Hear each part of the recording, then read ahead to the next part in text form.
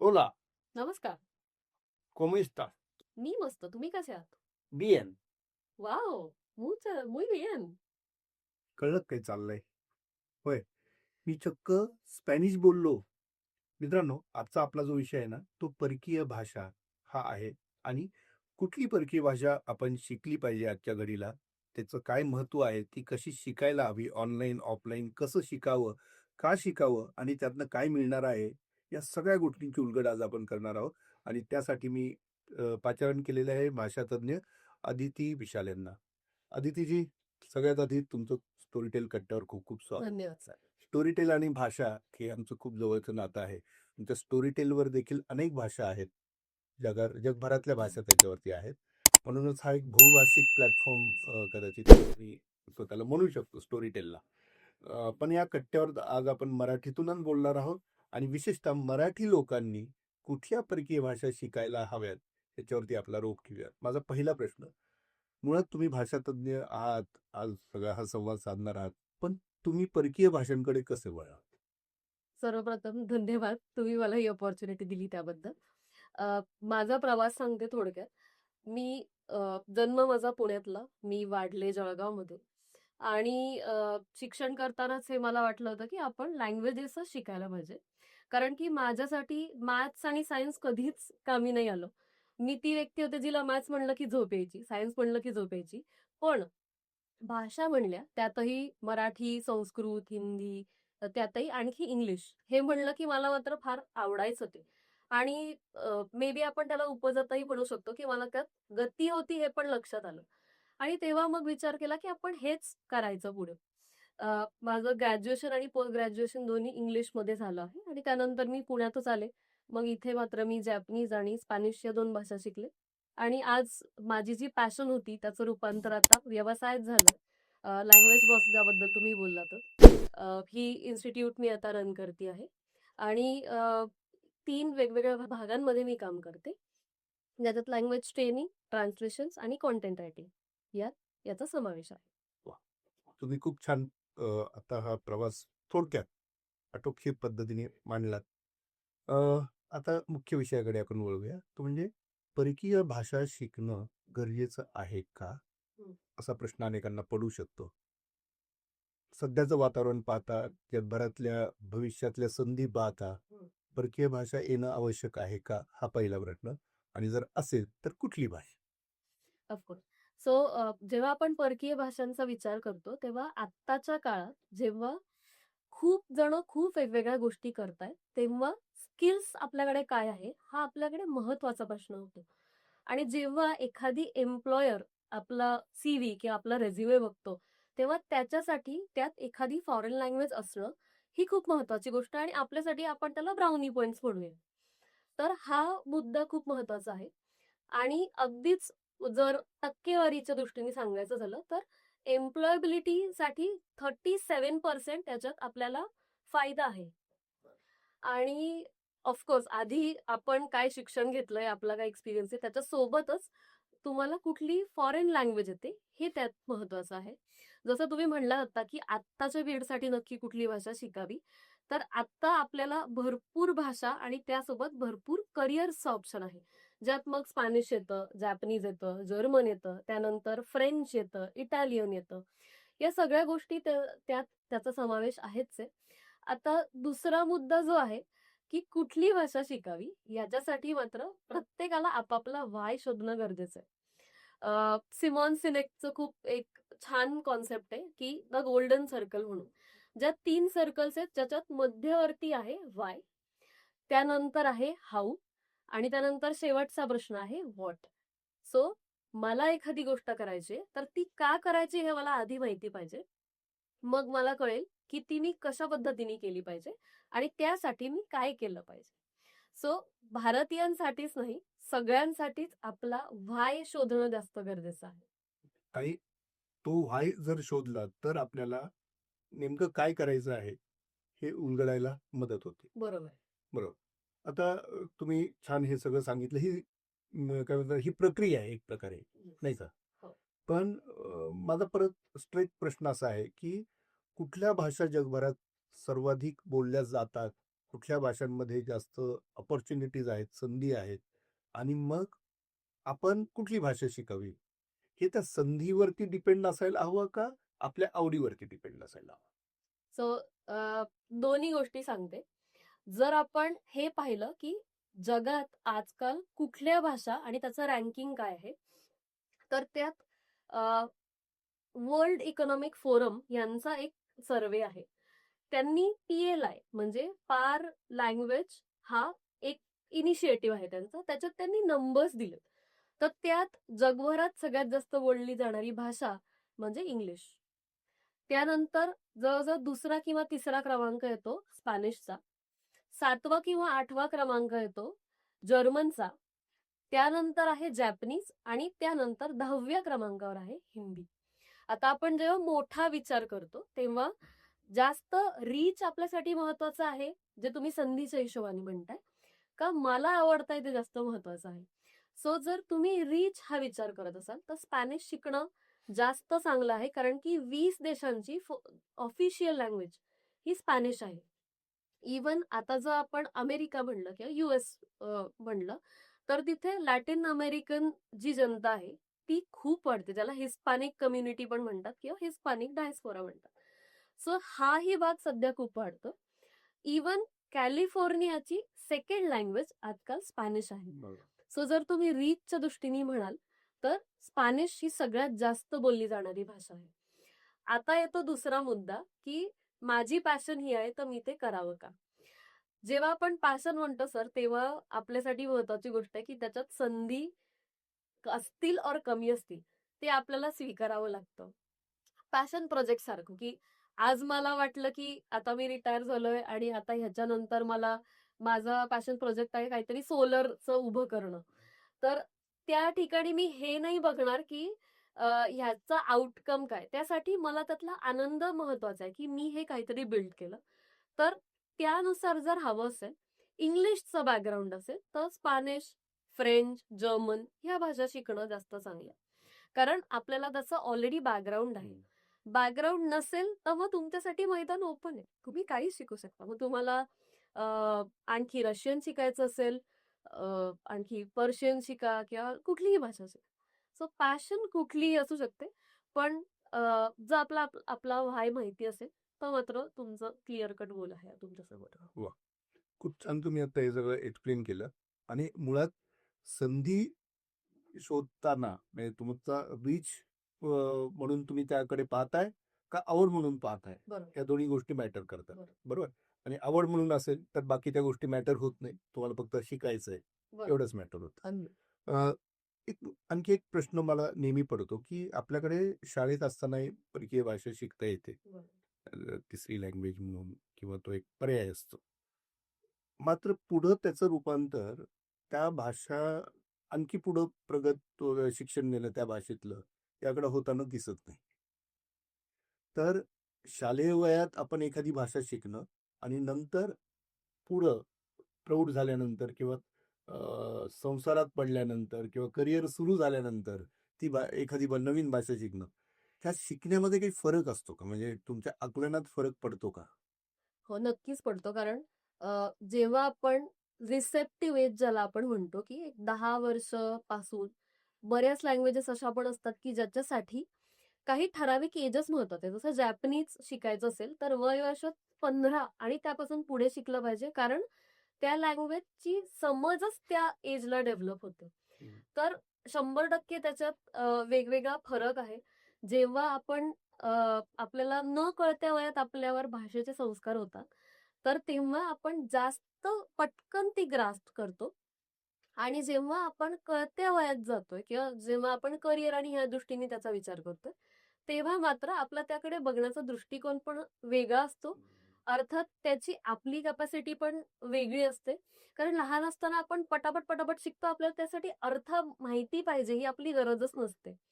पण जेव्हा आपण पुढे सरकतोय, करिअरसाठी आपण त्याचा विचार करतोय, तेव्हा मात्र आपल्या मॅच्युरिटी नुसार किंवा त्या लँग्वेजचा समज असण्यानुसार आपल्याला ती तेवढा मात्र फरक पडतो. आणि मला तरी वाटतं की आपण नंतर लँग्वेज जास्त चांगल्या पद्धतीने शिकू शकतो. कारण आपल्यासाठी दोन्ही तिन्ही गोष्टी महत्वाच्या असतात. त्यातलं कल्चर महत्वाचं आहे. हम्म. त्यानंतर त्या लँग्वेजचं स्ट्रक्चर महत्वाचं आहे आणि ओव्हरऑल त्याचा एक्सपिरियन्स पण खूप महत्वाचा आहे. तर या दोन्ही गोष्टीत मात्र फरक आहे. अच्छा, म्हणजे विद्यार्थी अवस्थेत असताना शिकणं वेगळं, कारण तुमचा एकूणच त्या भाषेकडे बघण्याचा दृष्टिकोनच वेगळा असतो. बरोबर. आणि मला वाटतं तो नंतरच्या टप्प्यामध्ये तो खूपच ऑब्जेक्टिव्ह असतो, बरोबर. खूप सब्जेक्टिव्ह असा नसतो, कारण it's not one of the subjects. Right. And it may not also be the priority at that time. May or may not be मध्ये पण जाऊ शकतं. पण एखादी भाषा शिकणं म्हणजे नेमकं काय हो? म्हणजे ते स्क्रिप्ट वाचता येणं म्हणजे भाषा शिकणं का? त्यातल्या शब्दांचा अर्थ समजणं म्हणजे ती भाषा शिकणं का? भाषा शिकणं म्हणजे नेमकं काय? माझ्या मते तरी भाषा शिकणं म्हणजे त्या भाषेत आपल्याला संवाद साधता येणं. आता त्यासाठी आपण म्हणतो की लँग्वेज इज फॉर कम्युनिकेशन. आता ते 2-3 वेगवेगळ्या प्रकारे आपण करू शकतो. जेव्हा आपण व्हर्बल कम्युनिकेशन म्हणतो, जसं आता आपण बोलतो. तर this is one of the part. Second जो त्याचा आणखी महत्वाचा टप्पा आहे, तो आहे रिटन कम्युनिकेशन. सो तिथे मात्र सगळं महत्वाचं आहे. तिथे लिपी येणं गरजेचं आहे. तिथं त्याचा योग्य वापर येणं गरजेचं आहे. ती लिहिता येणं गरजेचं आहे. पण मला अ, दोन्ही ह्याचं असं वाटतं की verbal communication is more important, कारण आपण प्रत्येक ठिकाणी प्रत्येकाला लिहून नाही दाखवू शकत एखादी गोष्ट. तर त्या त्या भाषेचं स्ट्रक्चर, त्या भाषेचे शब्द, त्याचे योग्य नुआन्सेस ज्याला आपण म्हणतो किंवा कॉन्टेक्स्ट म्हणतो, की हा शब्द ह्याच पर्टिक्युलर ठिकाणी वापरला गेला पाहिजे.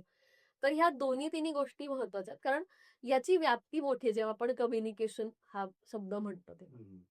तर ज्या भाषांची लिपी वेगळी आहे, म्हणजे रोमनपेक्षा वेगळी आहे, इंग्लिश जर येत असेल तर तुम्ही कदाचित जर्मन तुम्हाला सोपी वाटते, किंवा स्पॅनिश आहे सोयीची सोपी वाटते.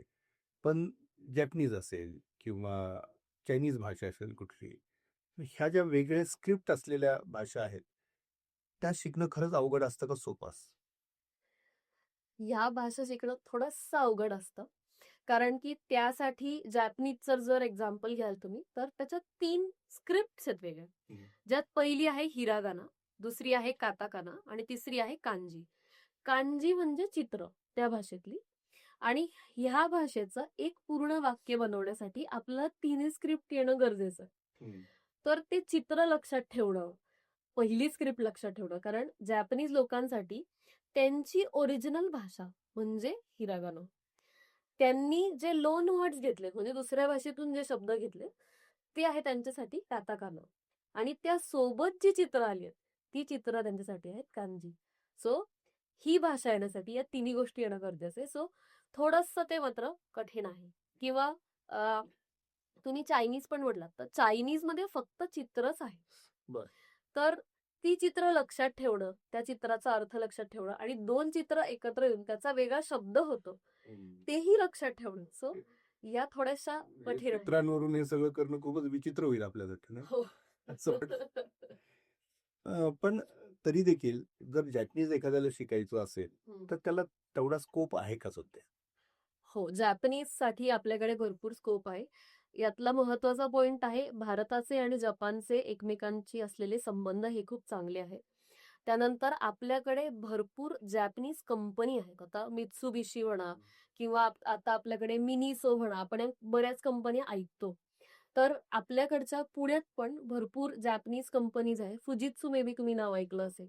तर आपल्याकडे कंपनीज भरपूर आहेत आणि त्यानुसार येणारे रोल्स पण वेगळे. सो आपण टीचिंग करू शकतो, आपण इंटरप्रिटेशन करू शकतो, आपण ट्रान्सलेटर म्हणून काम करू शकतो. आणि ह्याच सोबत जर तुम्ही ही लँग्वेज शिकून तुम्ही जर जपानला गेलात, तर तिथे आणखी बरेच बायलिंग्वल जॉब्स आहेत, जे इंग्लिश आणि जॅपनीज येत आहे म्हणून तुम्ही वापरू शकता. त्यातला खूप एक इंटरेस्टिंग जॉब आहे, तो म्हणजे रेडिओ जॉकीचा. सो तुमची जर भाषेची पकड चांगली असेल, तर तुम्ही तिथे रेडिओ जॉकी पण बनू शकता. इंटरेस्टिंग. आता भाषा शिकणं पूर्वी इतकं अवघड राहिलेलं नाही असं म्हणतात. अनेकांना तसं वाटतं, कारण आम्ही मग YouTube वरती पाहत असतो. 5 मिनिटात हे शिका, 10 मिनिटात ते शिका. तुम्हाला माहिती आहे की मला हिब्रू बोलता येतं. वाव. बोलू? बोल. हिब्रू. कधी सो गमतीचा भाग सोडून देऊ. पण 5 मिनिटामध्ये एखादी भाषा शिकणं किंवा असे छोटेसे कोर्सेस, ऑनलाईन कोर्सेस असतात. त्यातनं काही गोष्टी शिकणं म्हणजे भाषा शिकणं नक्कीच नाही. म्हणून मला प्रश्न असा विचारायचा आहे, की एखादी भाषा शिकणं, ऑनलाईन शिकणं आणि ऑफलाईन शिकणं यात नेमकं काय फरक असतो? त्या विद्यार्थ्याच्या दृष्टीने काय गोष्ट महत्त्वाची आहे? तुमच्या आधीच्या पण प्रश्नाचं उत्तर देते, की भाषा शिकणं आजकाल सोपं आहे का? आणि झालं पण आहे ते मी खरं म्हणेन तर. ऑनलाईनला याच्यात टीचर्स किंवा ट्रेनर जे शिकवतात त्यांची जबाबदारी थोडी जास्त असते. कारण त्या ठिकाणी त्यांना समोरची व्यक्ती दिसतेच असं नाहीये. समजा तुम्ही Zoomवर किंवा Google Meetवर शिकवताय किंवा तुम्ही लाईव्ह क्लासेस किंवा रेकॉर्डेड क्लासेस देताय, तर तिथे आपल्याला व्यक्ती दिसत नाही. त्यामुळे जबाबदारी ट्रेनरची जास्त वाढते. कारण ते क्लासेस मग इंटरॅक्टिव्ह झाले पाहिजे. त्यात वेगवेगळ्या ॲक्टिव्हिटीज असल्या पाहिजेत. ऑफलाईन क्लासची मजा तुम्हालाही माहिती आहे. आपण सगळेच ऑफलाईन वर्कशॉप्स आणि ह्या सगळ्या गोष्टी जास्त एन्जॉय करतो. कारण तिथे आपलं समोरच्या व्यक्तीशी एक कनेक्शन बनतं. ज्या पद्धतीने आपण रिएक्शन आणि ॲक्शन या दोन्ही गोष्टी होतायत, ते आपल्यासाठी खूप इंटरेस्ट निर्माण करणारं असतं. त्यामुळे फरक आहे ऑनलाईन आणि ऑफलाईन दोन्हीमध्ये. कधी-कधी डिस्टन्स किंवा दूर कुठेतरी राहतोय हाच जर फक्त प्रॉब्लेम असेल, तर मग आपल्याला ऑनलाईनच शिकलेलं कधीही चांगलं असतं. पण आय वुड स्टिल से की ऑफलाईनची जी मजा आहे, हे ऑफलाईन तुम्ही रेकमेंड कराल नेहमी. जे ऑफलाईन सीरियस आहेत लँग्वेज शिकण्याच्या बाबतीत त्यांच्यासाठी. ऑफलाईन आहे का बाई? पण आता मग ह्याला जोडून दुसरा प्रश्न आहे. आता एआयची एंट्री झालेली आहे दमदार सगळीकडे आणि ChatGPT असेल किंवा कुठले प्लॅटफॉर्म्स असतील, आपण त्याच्यात एआय वापरतो. बरोबर. Googleचे देखील आपण ट्रान्सलेशन सर्व्हिस पाहतो. हं. ह्या जर सगळ्या तुम्हाला हेल्प मिळत असेल टेक्निकली किंवा मोबाईलवरती जर तुमच्याकडे जर सगळ्या भाषा तुम्ही ऐकू शकत असाल, बोलू शकत असाल, तर मग भाषा शिकायची काय गरज आहे असा अनेकांना प्रश्न पडू शकतो. त्याचं काय उत्तर द्या? एआय अगेन आपण जे म्हणतोय आजकाल हा प्रश्न पण सगळीकडे खूप आहे, की एआय माझा जॉब घेणार आहे का? तर आपण असा विचार करूया, की एआय हा आपल्या मदतीला आहे. आपण आजकाल काय करतोय, ChatGPTचं एक्झाम्पल घेऊया आपण, की मला एखादा मेल लिहायचा आहे. तर मी ChatGPTला प्रॉम्प्ट देते, की ही सिच्युएशन आहे आणि ह्यासाठी मला हे तू लिहून दे. ChatGPT स्वतःचं डोकं नाहीच लावत. कारण ते मशीन शेवटी त्याला हवं आपण जे सांगतो तेवढं ते देतो. पण ॲट द सेम टाईम ह्याच जर विचारात आपण अजूनही आहोत, तर त्यात माझं आणि समोरच्या व्यक्तीचं रिलेशनशिप मी ChatGPTला नाही सांगू शकत.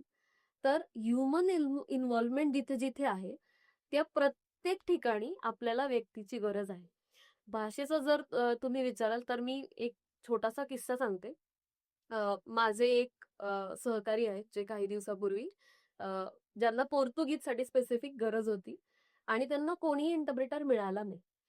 आणि मग त्यांनी काय केलं, त्यांची ज्यांच्यासोबत मीटिंग होती, यांनी आपला फोन इथे ठेवला, त्यांनी आपला फोन पलीकडे ठेवला आणि त्यांनी Google ट्रान्सलेटर वापरलं त्यांचं तेवढ्यापुरतं काम झालं पण. पण नंतर त्यांना तरीही वाटत राहिलं, की त्यांना तेवढं इफेक्टिव्हली नाही बोलता आलं त्या समोरच्या व्यक्तीशी किंवा मला जे वाटतंय ते मला नीट नाही पोहोचवता आलं.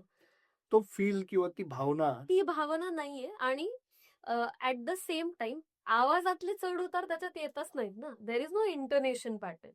ते फक्त त्याच्या मेकॅनिकल व्हॉईसमध्ये सांगतं.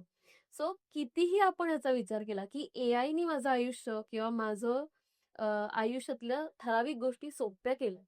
तरी जेव्हा शिकणं हा पार्ट येतो, तेव्हा तुम्हाला तिथे माणूसच पाहिजे. कारण कॉन्टेक्स्ट सांगायला ChatGPT किंवा कुठल्याही एआय टूलची मदत नाही होऊ शकत. वा इंटरेस्टिंग. आता आपण करिअर्सचं वगैरे बोललो, पण एंटरटेनमेंटचा जर विचार केला, तर कुठली भाषा जास्त बेटर जी भाषा आपण शिकलो तर हे एंटरटेनमेंट जगभरातलं जे आहे, ते आपण कन्झ्युम करू शकू किंवा ते एन्जॉय करू शकू? यासाठी स्पॅनिश खूप चांगला ऑप्शन आहे. आजकाल जसा आपण म्हणतो, की प्रत्येक इंग्लिश पिक्चरमध्ये, सीरीजमध्ये काही ना काही ओला, वामोस, ग्रासियास काहीतरी शब्द आपल्याकडे येतच असतात. आणि मीडिया आणि एंटरटेनमेंट या प्रकारात ही भाषा भरपूर पुढे चालली आहे. यात आणखी एक दुसरी भाषा आहे, ज्यांनी सगळीकडे हल्ली धुमाकूळ घातलाय, ते म्हणजे कोरियन. कोरियनसाठी के-पॉप के ड्रामा हे इतके फेमस झालेत की फक्त ते कळण्यासाठी आजकाल मुलं मुली कोरियन शिकायचंय ही इच्छा व्यक्त करतात. सो ह्या 2 भाषा आहेत ज्या भरपूर सध्या वापरल्या जातात. Netflixवर तुम्ही काहीही उघडा, Amazon Primeवर उघडा, सगळीकडे हे तुम्हाला मिळेलच. वा, खूपच इंटरेस्टिंग गोष्ट तुम्ही आता सांगितली. म्हणजे स्पॅनिश आणि कोरियन हो. हे जर आपण थोडंफार शिकलो तर ते एंटरटेनमेंट त्यातली चित्रपट असतील किंवा सिरीजेस असतील ते आपण अजून बेटर किंवा चांगल्या पद्धतीने एन्जॉय करू शकतो अगदी. आणि त्याकडे अनेकांचा कल आहे. आता आणखी एक प्रश्न लोकांना पडतो की मी XYZ कुठल्या तरी व्यवसायात आहे आणि मला काहीतरी आता स्विच करायचं आहे. तर ते सगळं करत असताना एखादी भाषा मी जर शिकलो तर मला कधी काही फायदा होईल का? काही मदत होऊ शकते का? तुम्ही काय सांगाल असं?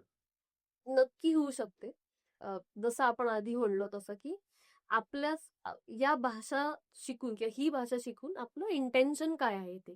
जसं की एखादी ऑटोमोटिव्हमध्ये काम करणारी व्यक्ती आहे, जिला प्रिंटिंगमध्ये जायचंय किंवा आणखी सिमिलर काहीतरी गोष्टीत जायचंय. मग त्यांनी जर्मन शिकलं पाहिजे कारण आपल्याकडे ऑटोमोटिव्ह इंडस्ट्री भरपूर आहे. प्रिंटिंगमध्ये जर्मन ज्यांनी सुरुवातच प्रिंटिंगची केली आहे. तर अशा वेळेला ती इंडस्ट्री धरून आपण लँग्वेज शिकली पाहिजे किंवा जसं आता आपण म्हणलं की एखाद्या व्यक्तीला कलनरी कोर्सेसमध्ये जायचंय किंवा हॉटेल मॅनेजमेंटकडे वळायचंय मग त्यांनी फ्रेंच शिकावं किंवा फॅशन इंडस्ट्रीकडे थोडासा कल आहे मग त्यांनी इटालियन शिकावं कारण की प्रत्येक भाषा आपलं काहीतरी वेगळं टर्न्स घेऊन समोर येते आणि त्याचं काहीतरी पिक्युलियर गोष्टी आहे सो आपण जर ते लक्षात घेतलं आणि मग आपली चॉईस केली की मला ही भाषा शिकल्यावर जास्त फायदा होऊ शकतो तर मग त्याचा ओव्हरऑल करिअर पर्सनल ग्रोथसाठी दोन्हीसाठी फायदा होतो. वा. पण मराठी लोकांनी कुठली शिकावी? मराठीच्या खूप जवळ जाणारी भाषा म्हणजे जॅपनीज आहे. बर. जसं आपण आता बोलताना बोलतोय की तू मला एखादा ड्रेस घालून दाखव तर ते म्हणतात की ते मी ते कुदास आहे किंवा मी जाऊन येतो किंवा मी खाऊन दाखवतो थांबे ते मी ते कुदास आहे तर आपण जे हे 2 क्रियापद वापरतो ना ते सिमिलर जॅपनीज मध्ये वापरतात समजण्यासाठी जॅपनीज खूप जवळची भाषा आहे मराठीसाठी म्हणजे आपल्याला एक्स्ट्रा काही एफर्ट त्याच्यात घ्यायला नाही लागत समजण्याच्या दृष्टीने अर्थात फक्त तेवढी भाषा आणि तेवढाच भाग नाहीये त्या भाषेचा त्याबरोबर मग हिरागाना काताकाना कांजी हे सगळं आपल्याला करायचंच आहे पण मराठीच्या जवळ जाणारी असेल तर 100% जॅपनीजचा फायदा होतो. तुम्हाला स्वतःला किती भाषा अवगत आहेत? मला एक्सपर्टाईज नाही मला ते अवगत आहेत. अवगत आहेत हो मला स्पॅनिश जॅपनीज मराठी हिंदी आणि इंग्लिश. अच्छा. आणि मग दुसऱ्या आणखी फॉरेन लँग्वेजेस तुम्हाला कुठल्या आकर्षित करतात वगैरे असं? मला जर्मन आणि कोरियन शिकायची खूप जास्त इच्छा आहे आणि या दोन्हीही भाषा अशा आहेत की के पॉप के ड्रामा याचं कौतुक आपण ऐकतच आहोत पण ते सोडल्यास जर कल्चर म्हणून आपण विचार केला तर मला कोरियन शिकायची खरंच खूप इच्छा आहे. का? खूप व्हायब्रंट कल्चर आहे आणि जे बाकी सगळ्या लोकांना अट्रॅक्ट करतं ते मलाही करतं की अशी एक भाषा आहे जिच्या पिक्चर्स आणि गाणी ह्याच्यातून लोकांना आकर्षित करते तर मला पण बघायचं की नक्की आहे काय या भाषेमध्ये. जर्मन अशासाठी कारण सध्या मी जी कामं करते त्या इंडस्ट्रीजसाठी मला जर्मन महत्वाची वाटते सो या दोन्ही लँग्वेजेस मला शिकायला नक्की आवडतील. वा. तुम्ही खरं तर खूपच छान ही सगळी उलगड करून दिली आणि मला खरोखर आत्तापासूनच 1-2 तरी भाषा आपण शिकाव्या. 2 नाही, 1 तरी शिकावी याची मला उत्सुकता वाटते. शिकायलाच हवं. शिकवाल ना? नक्की वा. का नाही. तर तुमच्या समक्ष मित्रांनो त्यांच्याकडनं मी आता शब्द घेतलेला आहे. अदितीजी तुम्ही आज इथे आलात आणि या सगळ्या गोष्टी छान पद्धतीने उलगडून दाखवल्या. मी श्रोत्यांना किंवा आपल्या प्रेक्षकांना असं आवाहन करतो की तुमच्याही मनात काही असतील प्रश्न, शंका, कुठली भाषा शिकावी, का शिकावी, या संवादातून काही उरलेला असेल तुमचा काही प्रश्न आम्हाला जरूर कळवा. मी आदितींना विनंती करतो की त्याचं उत्तर त्यांनी तिथे त्यावेळी द्यावं आणि तुमच्या सगळ्या प्रश्नांची उलगड तुम्हाला नवीन काहीतरी दिशा देऊन जाईल याची मला खात्री वाटते. तुम्ही वेळात वेळ काढून आज इथे आलात आणि हा छान संवाद रंगवलात त्याबद्दल तुमचं सगळ्यांच्या वतीने मी आभार मानतो. धन्यवाद. धन्यवाद.